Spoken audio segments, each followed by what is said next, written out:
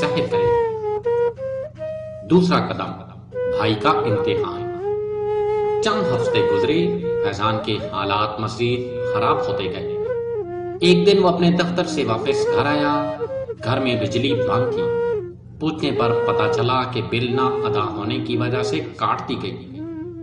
اس نے ملازموں سے ناراضگی کا اظہار کیا، لیکن جب بینک اکاؤنٹ چیک کیا تو حقیقت سامنے آ گئی، بیلنس 0 ہو چکا تھا۔ اسی شام فرح چپکے سے آئی اور ماں کے ہاتھوں کھانے کا ٹفن بھجوایا۔ ساتھ ایک چھوٹا سا نوٹ تھا۔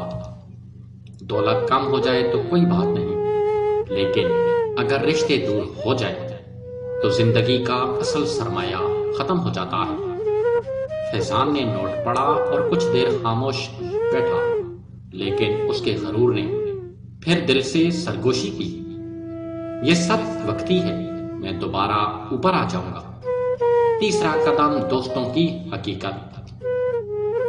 اب فیضان نے اپنے دوستوں سے مدد مانگنے کی کوشش کی۔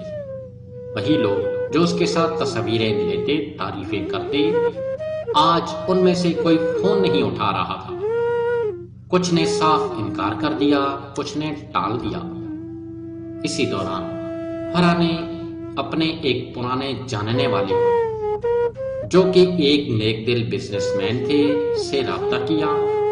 انہوں نے فرح سے کہا، میں مدد کو تیار ہوں، لیکن صرف ایک شرط پر، تمہارا بھائی خود میرے پاس آئے اور معافی مانگے کہ اس نے رشتوں کی قدر نہ کی۔ فرح نے کہا کہ اگر وہ آئے تو دل سے، ورنہ میں مدد نہیں کروں گی۔